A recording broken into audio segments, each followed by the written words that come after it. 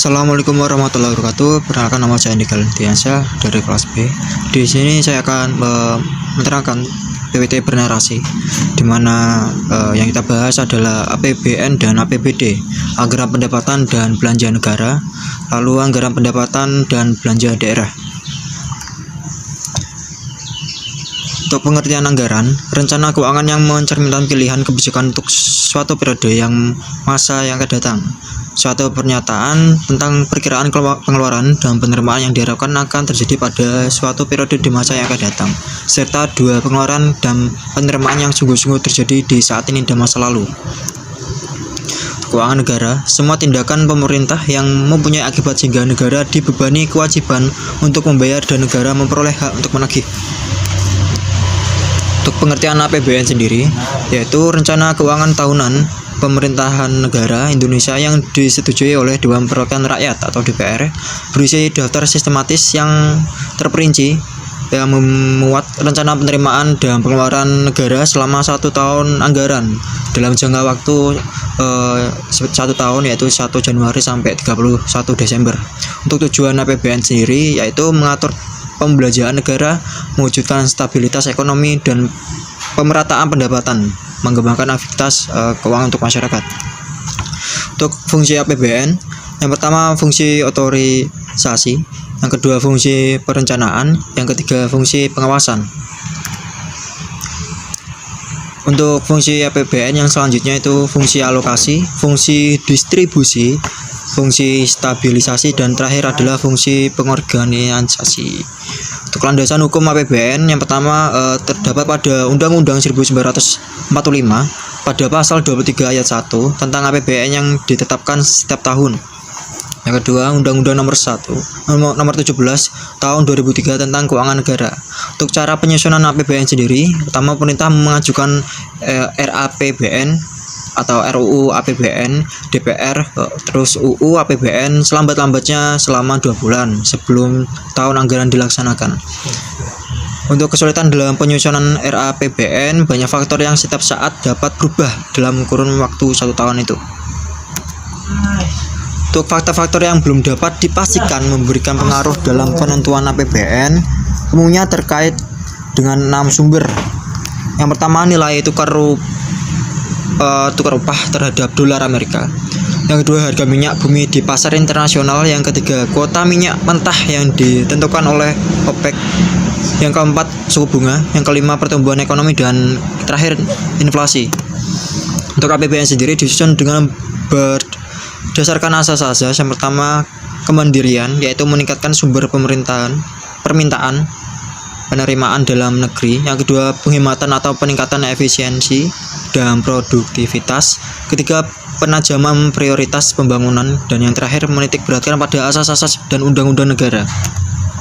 Untuk pelaksanaan APBN ditetapkan dengan Undang-Undang Pelaksanaan APBN dituangkan dalam PP Revisi APBN. Pemerintah mengajukan RUU perubahan APBN kepada Dewan Perwakilan Rakyat. Penanggung jawab pelaksanaan APBN selambatnya 6 bulan setelah tahun anggaran berakhir. Presiden menyampaikan RUU tentang penanggung-jawaban pelaksanaan APBN pada DPR berupa laporan keuangan yang telah diberikan oleh Badan Pemeriksa Keuangan atau BPK. Struktur APBN sendiri untuk anggaran negara, yang pertama anggaran pendapatan atau penerimaan negara, kedua anggaran belanja pengeluaran negara. Untuk melaksanakan tugas-tugas sehari-hari rutin disusun anggaran rutin. Yang pertama anggaran penerimaan rutin dalam negeri, yang kedua anggaran belanja rutin. Untuk struktur APBN selanjutnya, untuk melaksanakan tugas pembangunan non rutin disusun anggaran pembangunan. Yang pertama anggaran penerimaan pembangunan, kedua anggaran belanja pembangunan.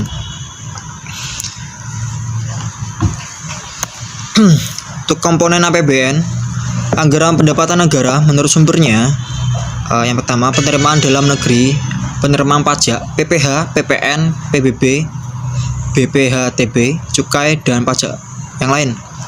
Yang kedua, penerimaan bukan non pajak, SDA, migas dan non migas, bagian laba, BUMN, PNBP lain. Selanjutnya penerimaan pembangunan hibah, bantuan dari swasta dalam maupun luar negeri maupun pemerintah luar negeri. Selanjutnya bangunan program bantuan project.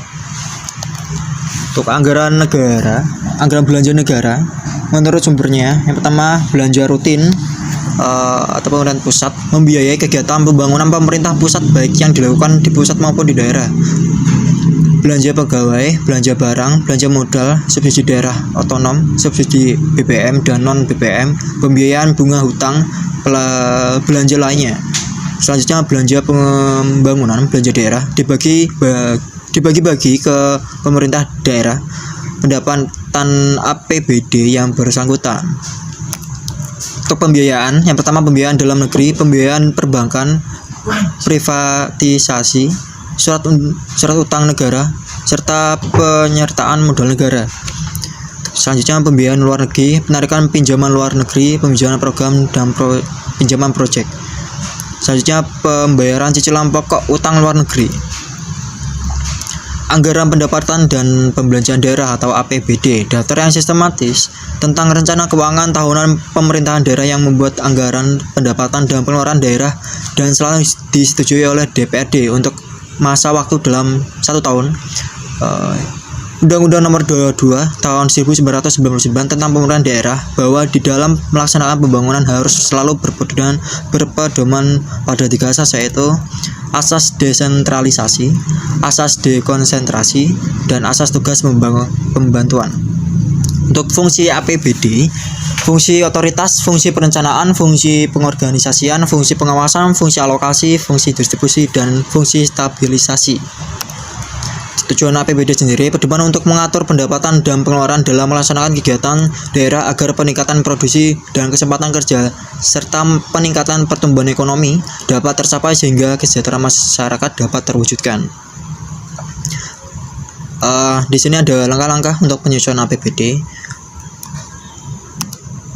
Untuk klasifikasi anggaran, 1. Klasifikasi fungsional, merinci anggaran menurut sektor, tugas, dan fungsi. Klasifikasi organik, merinci anggaran menurut departemen atau lembaga yang akan mengelola anggaran tersebut. Klasifikasi objek, merinci anggaran menurut kelompok jenis pengeluaran. Selanjutnya ada klasifikasi ekonomis.